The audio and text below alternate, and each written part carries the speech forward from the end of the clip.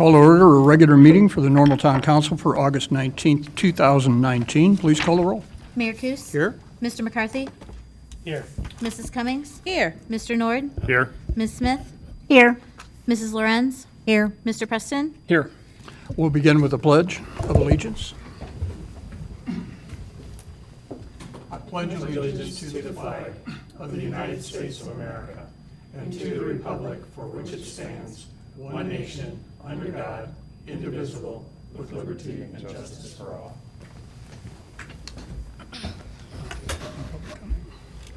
all. We've had no request for public comment. We go to the omnibus agenda, items that are considered routine and will be handled by one vote unless a council member would like to pull an item for discussion. Ms. Lorenz? I'd like to pull item C, please. Thank you. I'd like to pull item B, please. Move approval. Second. Items that are being handled by one vote are approval of the minutes of the regular meeting of August 5th, 2019. Please call the roll. Mr. McCarthy? Aye. Mrs. Cummings? Aye. Mr. Nord? Aye. Ms. Smith? Aye. Mrs. Lorenz?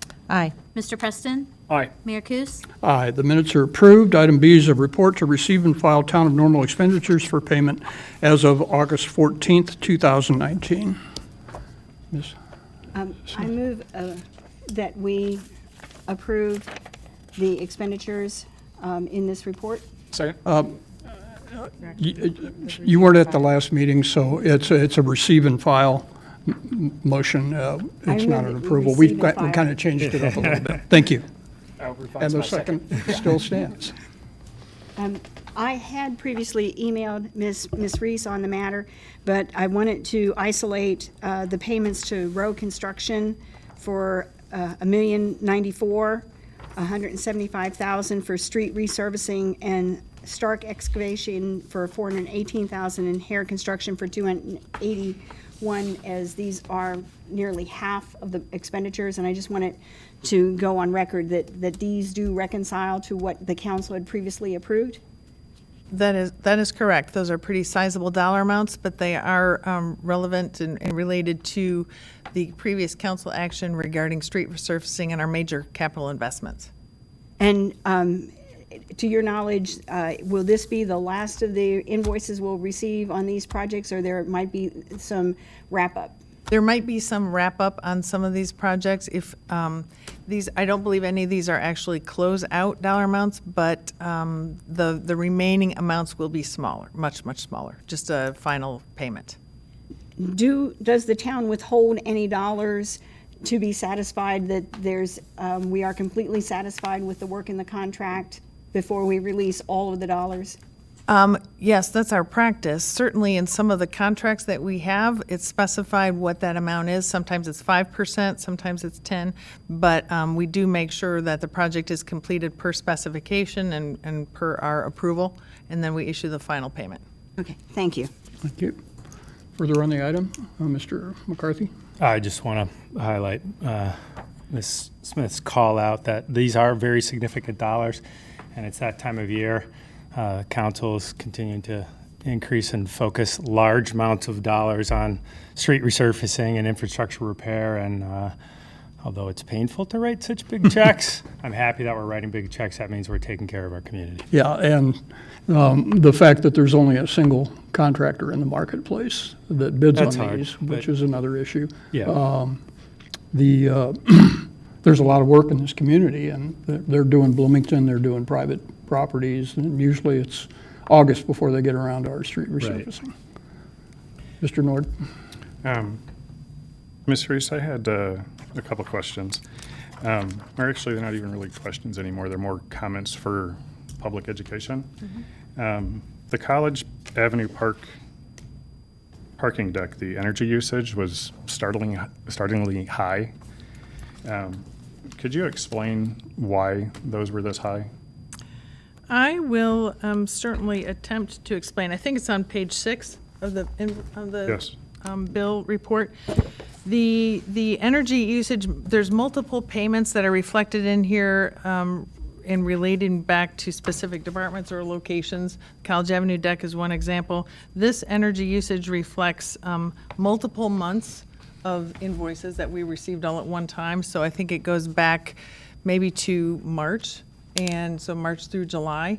And this energy usage applies to the lighting in the deck, as well as the EV, electric vehicle power stations. And I'm looking at Mark Lynch to see if I've missed anything. But so it is a significant amount associated with that one parking deck, but it is related to the energy consumption in that deck for multiple months. Okay, good, thank you, because there was some concern that that might be paying for, apartments and things like that. So thank you for clarifying that. Another one is it somewhat has to do with the softball tournament. You had mentioned that the Convention and Visitors Bureau does an analysis of economic impact after events. Could you let the public know where they could go to find these? Sure. The first thing I'll mention on page 16 of the bill report is where we reflect the expenses associated with the most recent softball tournament, which was at the end of July. It was a smaller tournament than many that we typically host, but each year the Convention and Visitors Bureau does an analysis on all the major events in town. So they do have an economic impact for the softball tournament, for IHSA events, for all the major occurrences here in town. So while I don't have the CVB's analysis of this most recent tournament, I think they have or are working on that analysis, and in their annual report, they typically portray all this information. So it should be available on their website, but we can find out for sure on a location, but it is done each year. I would say, too, that they do send out monthly emails to the council, kind of talking about what the issues are. And if you're not getting those, we should make sure that you're getting those monthly emails that kind of give an overview of CVB activities. Sure, thank you. And they, if I may, follow up on that. And Ms. Lorenz and I sit on the CVB board, and the monthly emails, thank you for that. So they're full of a lot of really good information. If you're not getting them, let's make sure you get them. But also they put Kevin, out, could you get on the microphone? Yeah, absolutely. Sorry about that. I said the monthly emails are really good about that type of information, but also they send out annual information, and that's mailed to us here on the council overall, but there's breakdowns of events. I don't know that their goal is to immediately analyze every event immediately when it's done, but they do at least start to address these things quarterly and annually and give all the information. So they do it a nice glossy for the public, but they do more detailed as well. So it's out there and available on their site and through them, but happy to help you connect with it. Okay, thank you. Further on the item? I just had one more. Ms. Reese, could you, the text for what we're voting upon has changed. If you could, for public education, clarify what it is we're voting on and what's changed. Sure. We have changed this agenda item in the past, and actually for decades, we just simply indicated approval of expenditures, but because of recent concern and needing, some council members asking for clarification on exactly what was being approved, we decided it was probably most effective to change the name of the information, the name of the report, to try and eliminate confusion in terms of whether or not you're approving an expense or not. So this is simply our attempt to provide all the information to council on what checks have been cut in the past 2 weeks, and certainly answer any questions council may have or anything the citizens may be curious about. We'll answer those questions. The check, it's like a check register is generally how this functions. It is available on our website. We posted it as an Excel spreadsheet so anybody can search it, look through it, whatever. But in terms of this item, we put it on omnibus vote and now are now calling it simply a report of our expenditures. So when council is asked to approve it, council's accepting the report and you're receiving it and filing it. So that's how we tried to avoid some of the confusion associated with saying you're approving the expenses. And there are other things that we do as a receive and file. we'll get reports from, say, Connect Transit or CBB and that. We acknowledge that we've heard the report and we put it on file. Sure, so to make sure that I understand it correctly, all these expenses have been previously approved through a previous council action. And now we're just saying, yes, these have occurred, entering them into the minutes. And we just are gonna assume that they've followed the town procurement policy. Is that correct? They've either been, the expenses have either been approved by previous council action or part of the adopted budget. Some expenses, for example, might reflect acquisition of something through the state joint purchasing program that was budgeted that might not require council action. So there's a lot of things in this report in terms of where the dollars are going, what checks we're cutting. So it's council seeing it. And again, we're able to answer any questions you might have about them. And they all are in line with the procurement policy? Yes. Okay. I'm a little concerned, That's Mr. Nord. That's certainly the expectation, unless there was an error made somewhere along the way. Oh, yeah. I'm a little concerned by the question. Are you worried that we're not following procurement policies? Or are you just ensuring? I just want to be clear, if we're enforcing the procurement policy, if that's what we're supposed to be doing by looking at this, or if we just assume that that's happened, and we're just saying, yes, these have happened. I'm not questioning, I'm just clarifying this is the process that we're Fair enough. following and what we're expected to do. Further on the item? Please call the roll. Mrs. Cummings? Aye. Mr. Nord? Aye. Ms. Smith? Aye. Mrs. Lorenz? Aye. Mr. Preston? Aye. Mr. McCarthy? Aye. Mayor Kus? Aye.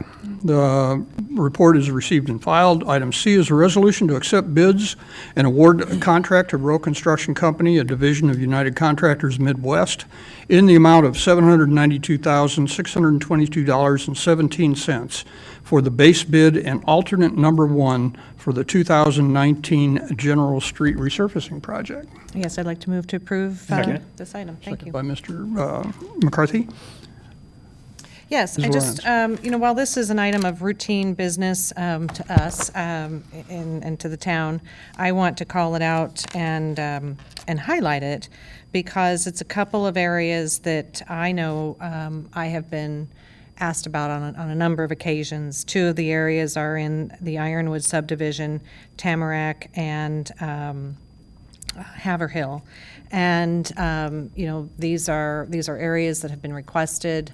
The Haverhill is a continuation of a project that was from a couple of years ago. There needed to be some water main replacement done there, and then that needed to settle before we came back to finish the resurfacing. So really glad to see the engineering has gotten this prioritized to happen this year.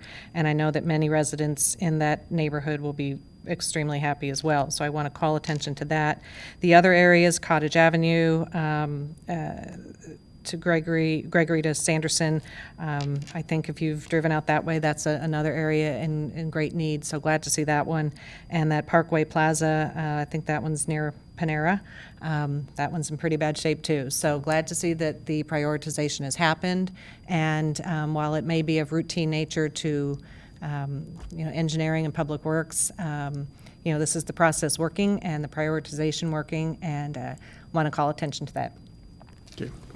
Further on this item? Ms. Smith? I had contacted Ms. Reese by email and asked for some clarification. There was only one contractor responding to the request for proposal, and my understanding is that the original quote for a proposal indicated one methodology, and the contractor came back with an alternate number 1 proposal and an alternate number 2 for the resurfacing, and I believe that was primarily for the Cottage Road area. And there wasn't time before the meeting to get a response, and she indicated that engineering is here.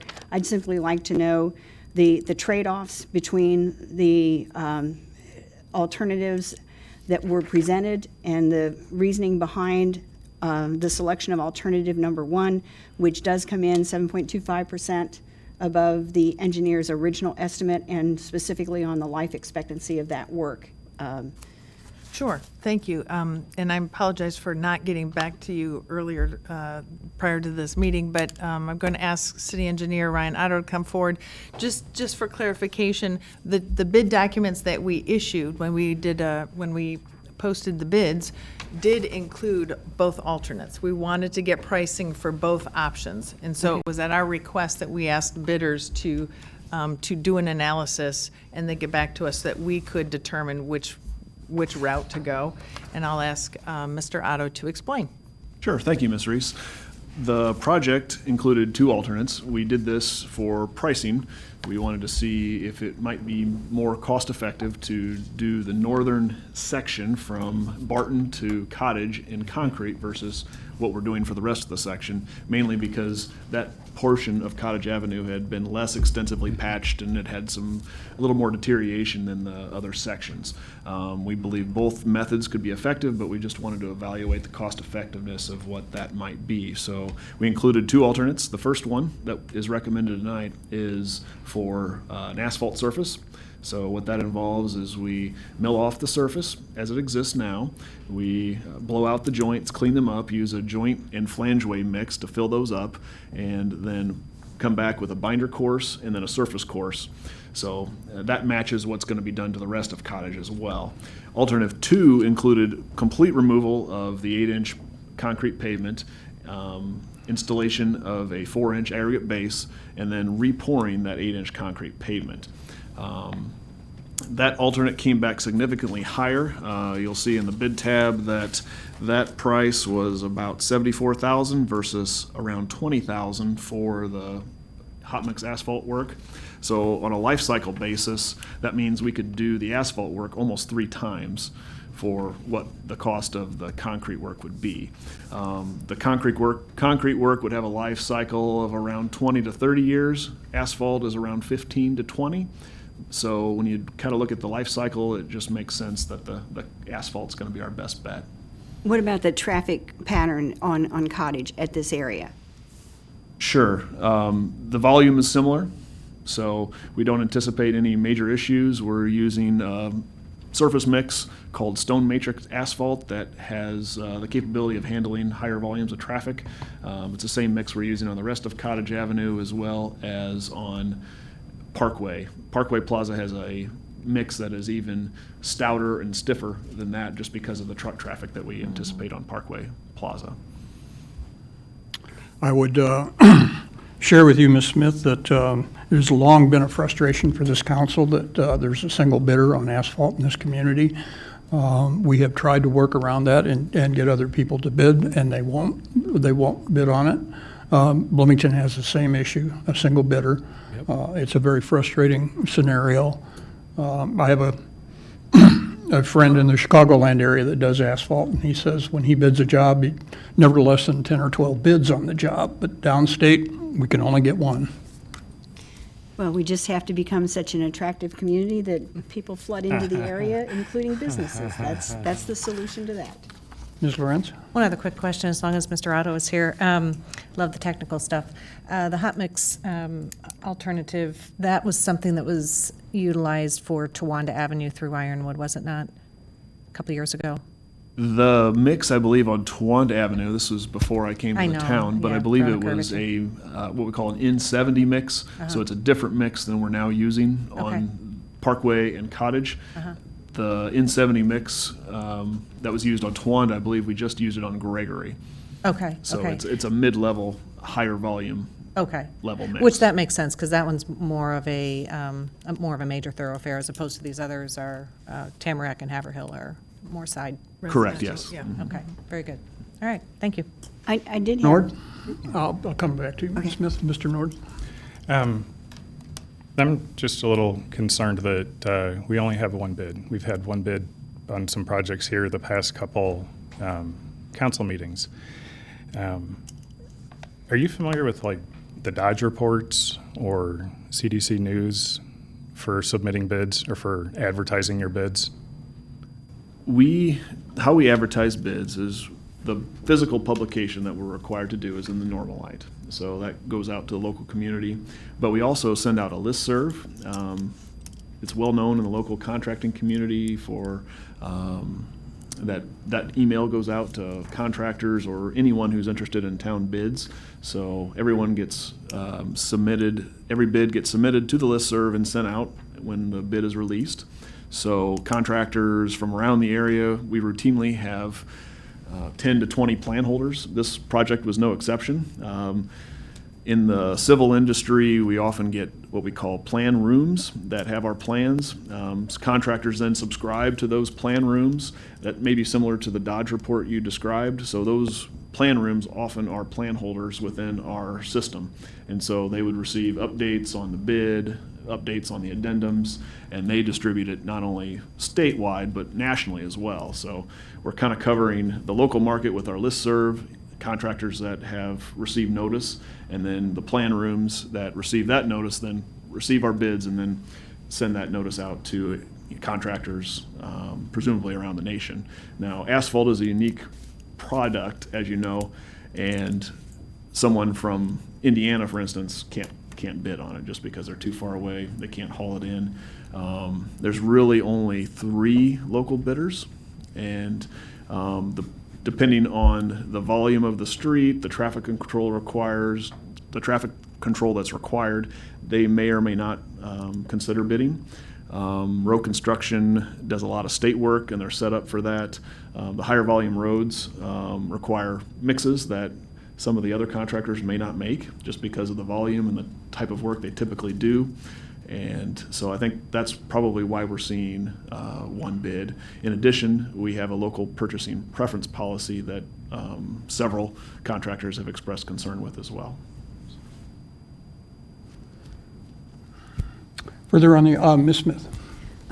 On the intersection curb cuts for the crosswalks, I'm familiar with the work that was just completed on Vernon at Grandview, and what was done there was to install curb cuts that are one single large curb cut as opposed to 2 separate perpendicular to the crosswalk. And I believe there's been some comment about if someone is visually impaired, that it is more difficult to navigate that single curb cut than when there are 2 separate curb cuts. I just ask that some discussion be provided to determine whether or not there's a need to supplement that single curb cut with audio signals at the crosswalk, because I know there's quite a bit of pedestrian traffic on Cottage. Grandview and Vernon is a 4-way stop, so that's stop signs in all 4 directions. The curb cuts that were recently installed there as part of the resurfacing. Just as part of resurfacing, we are required to replace the handicap ramps and bring them up to ADA standards as part of the project or shortly thereafter. So the town has a practice of always doing that, and in the case of Vernon and Grandview, one option per ADA is that we use what we call a depressed corner. So depending on the distance between the back of curb and the sidewalk, the amount of right-of-way available, and the size of the radius where the 2 sidewalks come together, it may or may not be possible to do the 2 separate ramps you were describing. The perpendicular ramps, there's several types of perpendicular ramps. The ones you were describing have a direction component in that they direct the user directly across the street. In the case of Vernon and Grandview, those radius areas are fairly large and the sidewalks are fairly close to the road, and so they come together at a point where it isn't really it's physically constrained to do the directional ramps. So that is always our preference, to do directional ramps, but it's not always the case because of each ramp is different as we build it. Our staff is very knowledgeable. Some of them have even met and taught classes for area engineers and contractors, and so we take into account all the different physical constraints as well as the volume of users in each area before we decide what type of ramp to put in. So to answer your specific question, at Vernon and Grandview, audible signals are not possible there because it takes a full traffic signal to stop traffic and direct pedestrians in that way. In the case of the 4-way stop, it utilizes the stop and the crosswalk to get pedestrians safely across. So audible signals aren't possible there. Thank you for the clarification. You're welcome, ma'am. Further on this issue? Please call the roll. Mr. Nord? Aye. Ms. Smith? Aye. Mrs. Lorenz? Aye. Mr. Preston? Aye. Mr. McCarthy? Aye. Mrs. Cummings? Aye. Mayor Kus? Aye, the resolution is approved. We move to general orders. One item on general orders tonight is a resolution conditionally approving the final plat of the Grider 2 subdivision on West Rab Road. Approval? Thank you. Thank you. Questions or issues on this item? Please call the roll. Ms. Smith? Aye. Mrs. Lorenz? Aye. Mr. Preston? Aye. Mr. McCarthy? Aye. Mrs. Cummings? Aye. Mr. Nord? Aye. Mayor Kus? Aye. The resolution is approved. One item of new business tonight, and that is a motion to approve an appointment to the Children's Discovery Museum Foundation. Move approval? Thank you. Please call the roll. Mrs. Lorenz? Aye. Mr. Preston? Aye. Mr. McCarthy? Aye. Mrs. Cummings? Aye. Mr. Nord? Aye. Ms. Smith? Aye. Mayor Kus? Aye. The motion is approved. That concludes our business here tonight. Before, Mr. McCarthy read who we just appointed? oh, and we even gave you the sheet this time. I was too. going to say, and I even have the information in front of me this time. Yes, please do. Thank you. With this action tonight, we've approved Miss Sarah Sergil. She's an optometrist with the Gailey Eye Clinic. She serves patients in their offices in both Bloomington and Danville. They are proud Children's Discovery Museum members, and they've spent a lot of time there. And she's also serves as an alumni for the Beta Omicron chapter of the Delta Delta sorority at Illinois State University. She's filling the seat with an additional term expiring on June 30th, 2022, and we welcome Ms. Sturgill to the CDM board. Now, before adjournment, concerns or comments? And Ms. Reese, I'm going to start with you. Can I just wanted to take a moment, oh, there's Patrick back there. I just wanted to take a moment and introduce the new CEO of the Economic Development Council. Patrick Hoban is in the back. So thank you, Patrick, for joining us. I think you'll see a lot of Patrick moving forward, and he's going to be talking spending a lot of time with town staff, city staff, the community to help us move forward with the economic development initiatives. As Ms. Smith just said, that's what we need. We need employers, and we need to retain the employers we have and help them grow. So I think there's lots of opportunity for Patrick, so I'm thrilled that he's able to join us, and we welcome him to the Bloomington Normal community. Great. Other concerns or comments? Ms. Lorenz, and then Ms. Smith. All right. And everybody. I will take it now. Thank you. I just want to highlight a couple of things, and taking on from where I left off about the road resurfacing, I would like to compliment the Public Works guys, mostly the men out there, working on Rab Road most of the summer and repairing and extending the life of that road that gets a lot of east-west traffic. And I'm one of those cars that goes across it every day, several times, and they have done a really nice job at moving through different sections, keeping the lane closures at a minimum disruption, out there on hot days. So many times I just want to pull off and, give them a pat on the back at least, or a bottle of water. So please pass along to them my appreciation for how they are doing that. The water main project similarly at Rab, and I think it's Rab, or really along Towanda, Shelbourne to Rab, is also moving along quite well. So some of these things, like I said, are really routine matters, but they really are extraordinary when they get pulled off and in a way that seems so seamless.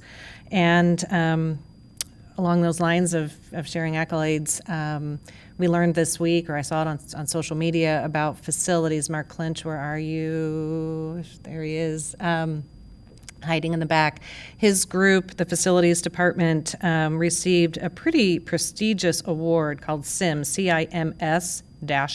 It stands for Cleaning Industry Management Standard, and the GB is for green building. And I learned just before the meeting that they got with distinction, so it sounds like magna cum laude or something, whereby they basically, of all of the standards that they had to meet, they went above and beyond on all of them. So that is only a distinction given to one other city, and now us.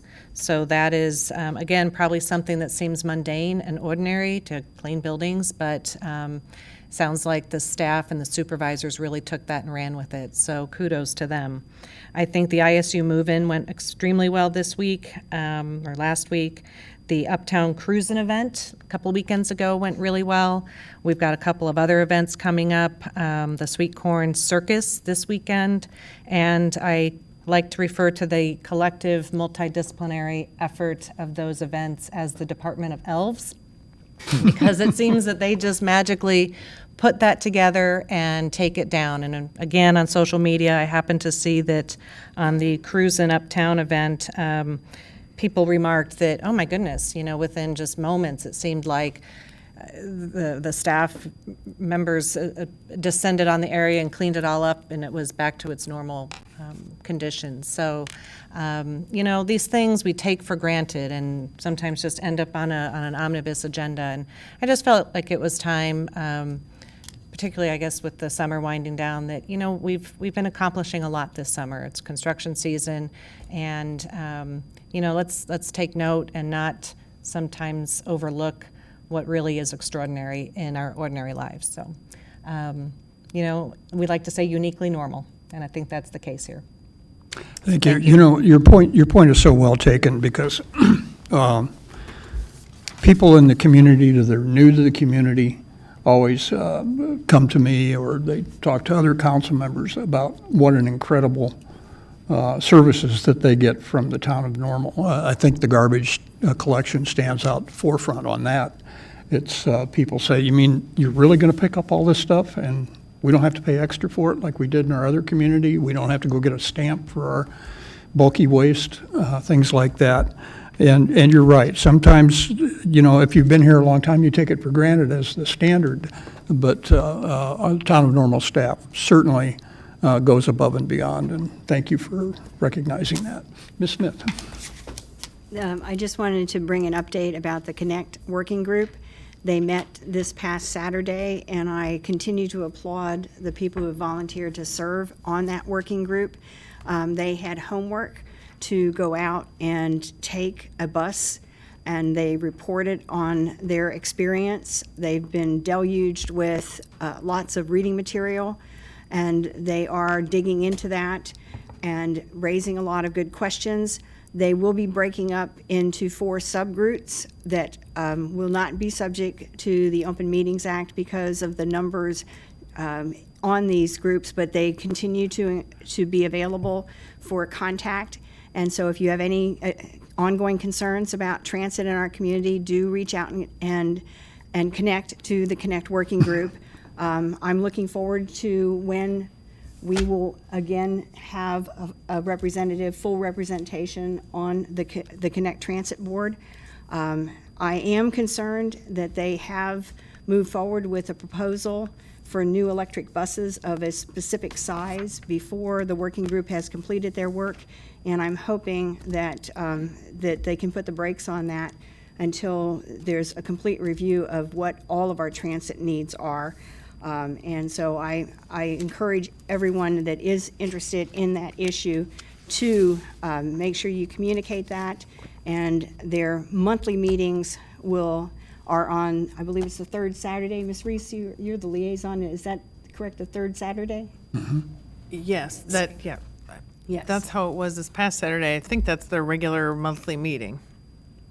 So, and do watch out for those ISU students. They've moved in, but they have their cell phones and they don't look up when they cross the street. Mr. Preston. Thank you. Ms. Lorenz took a majority of my comments, but I've still got a couple here. That, Didn't I take a couple too? That's yeah. Lots of things going on, and that's a good thing. First, wanted to mention that last Friday, I had the pleasure with a number of town staff in walking around the campus area and welcoming back ISU students, giving them little, welcome back gift bag things that had oven mitts in them and some coupons and some information and everything else. And that was just one more small reminder of how great it is that we live in a university community and how important our town-gown relations are. And two, obviously it's a small reminder to me of how great Town Normal staff is, even things that are seemingly little like that.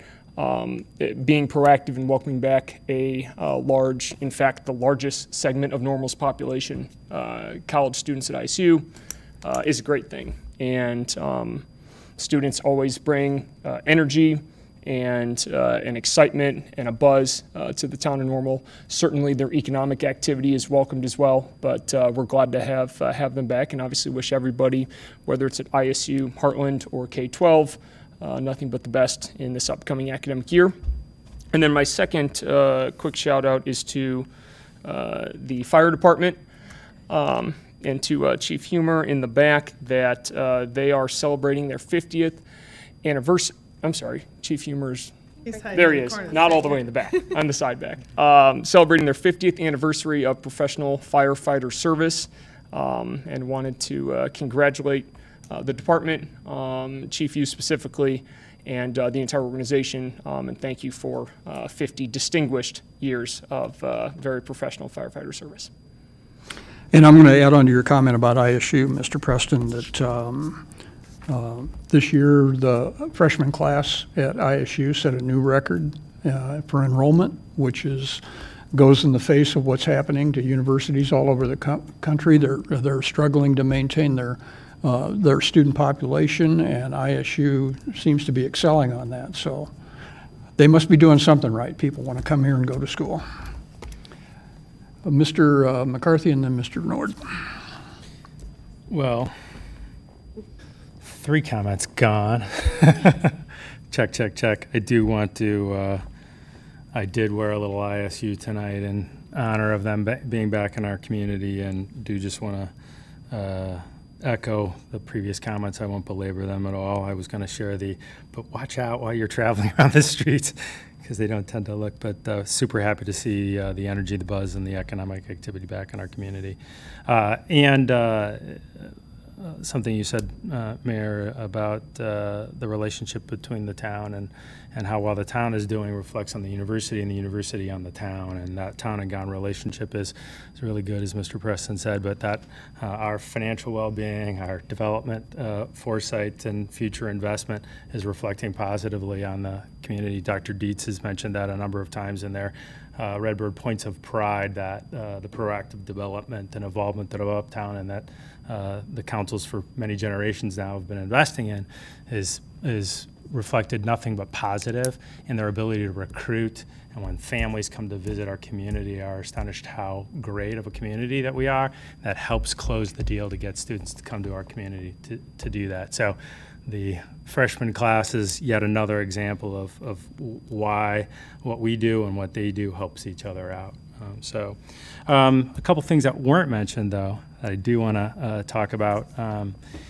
In the annual cycle of how we plan for pennies and count pennies and budget for pennies, September is going to be a busy month, focused on some financial performance. We're going to have a bunch of information coming at us in the next couple of meetings. So if that's important to you, I hope you'll tune in. Our annual budget review date has been set. The annual process for us to come here and plow through all the line items happens on January 16th. For those of you that's important, we'll be doing that in this room for quite a number of hours. So if that's important to you, there's going to be a lot of facts actually shared in the upcoming several months. So hopefully you'll be able to join us I know there's been some misconceptions in our community about some of our financial performance numbers and some misstatements about debt. Recently, I had a conversation just last week helping a citizen to get clarified a little bit that we're doing a great job managing our debt, and that our debt service is less than 6% of our total budget, and that we're AAA, and that means we've been able to save taxpayers over $7 million in refinancing costs over the last years just since I've been on here because of the great job Andrew Hune, where's Andrew? And his staff do in proactively managing our debt and working with bond counsel, and a combination of that AAA bond rating allowing us to lower our debt and expense to the taxpayers for the great work we've done. So if all that stuff is important to you, we've got lots of information coming up in the next month and our budget review coming up. Thank you. I will add to what you just said. With information coming up, I was talking to Pamela Reese today earlier, and I think probably sometime in the near future, into September or something, we're talking about a work session on capital improvement plans. So we've got a better handle on that going into adopting that. We usually adopt that in late November. First meeting of December. First meeting of December. So we'll have a work session scheduled for that. That's something we talked about in retreat. Great. And, that seems like it would be an appropriate subject matter for us to talk about, is capital improvement. Thank you. Mr. Norden and Ms. Cummings. Ms. Reese, a question. The Sweet Corn Fest, is the VA going to be putting up the plaque? Did they confirm that? I don't know. They're not quite ready yet. They're not quite ready? Okay. Right, so then we will, I'll wait. we will find a date after Sweet Corn Circus. The VA decided to acquire a new plaque. So they have the existing plaque over at City Hall Annex, which is right in front of the entrance to the Police Department and the Parks and Recreation Department. That is going to stay in place because that is recognizing a specific memorial right there at that site. They are going to, they have ordered an additional plaque, which we are going to install right at the base of the flagpole here in, I was going to say Gateway Plaza, but now we call it Mark Peterson Plaza. And they just weren't quite ready to have it installed this week, so it will be after Sweet Corn Circus, but we will schedule a special day where we can gather everybody together and kind of unveil that. Thank you. I'm looking forward to that. And it's the American Legion. I misspoke, but for a good cause, nonetheless. I would like to echo great job to the staff. You know, everything you guys do keeps the whole town running, so great job. And Ms. Smith, I'd like to echo the Connect appointment. The board position is still yet to be filled. And I would echo as well that the decision to purchase the new buses that Connect has the RFP out on, that is put on pause until after the work group is finished and made their recommendations, because I think the last thing we'd want is for these buses of whatever size they are to have already been purchased and the work group has recommended smaller buses. You know, it's putting the cart before the horse.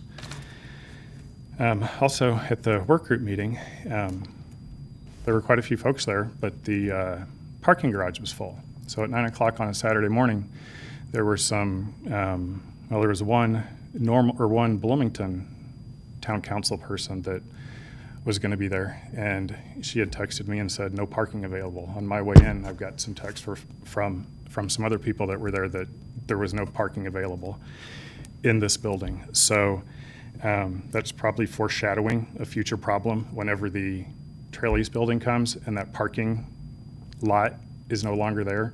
All those parking spaces have to be absorbed somewhere. And I know, or I believe that Trail East is also getting some reserved parking places, and that will then, you know, compound the issue. So I don't know that we're going to solve this, that we're going to have the solution tonight, but just something to bring up to look into. Can I intercede on that? Oh, yeah. The reason the parking was bad was ISU move-in weekend. Yeah. It'll drop back to normal. Yeah. next time they meet. And there was, you know, certainly this parking deck was full. The Marriott deck just across the street may have had some spaces available, and there generally have been spaces available on the College Avenue deck and on the south side of the tracks and the Parkinson lot. So while I'm disappointed that she didn't attend the meeting because there wasn't parking available on this deck, we ordinarily have quite a bit of available parking just in, you know, in other locations, so. Sure, we may have to educate the public or do something to make it more apparent. I don't know what the solution is, but I just wanted to point out that that was a problem. Your point's well taken, but again, it was a single issue. It was ISU move-in, all the parents were in town for the weekend. Okay, and then my last one is, I guess it's been put out in the public that there has been interest in the second floor of the One Uptown property. And with that, I do also understand that that lease was approved by a prior town action as well. But that lease also includes the ability for the town to sublet that space. So since that's there, I would kind of like to discuss at some point what criteria needs to be met before we make plans to try and rent that space out to a private party so they can pay the lease instead of the taxpayers paying the lease. Ms. Cummings. Thank you. I guess I get to be the cherry on top for the night. You know, the good old, what they call it, a feedback sandwich. I'm the best part. No, so I think some of the things that I had on my plate to say have been said, but I just want to reiterate them from my heart. Number one, to our staff, I certainly want you all to know you have been so beneficial and have made my life so much easier in the sense of being competent in what you do and loving what you do, and that it shows in the work you provide to us. And so that is greatly appreciated. I am a social media head, and so I'm always out there and I see all the great things, from the big crane that was picking up the huge item, to the wonderful work of the facilities management, to the information about the CDM, Children's Discovery Museum. It just goes on and on, even down to some of the people who have been our guest speakers for our podcast. So if you did not know we had a podcast, please go out there and take a listen. So I always beam with pride. I also beam with pride when I go places. And a lot of times you'll meet some people who automatically assume that you live above I-80 until you tell them no. And then you tell them, I live in this little town called Normal, and they tell you that they know where it is. And that, you know, I've heard everything from their children being in the softball tournament to family members or themselves attending ISU. So there's just so much here, and it makes me very proud. I say all that because this weekend at the Sweet Corn Circus, which I love the new name, we will have a booth, and I hope you come and share your stories on why you love this community. Not why you hate it, not why you want to change it, but why do you love it? Why do you stay here? What is your passion? What is your heart for this community? At least for me, that's why I do what I do.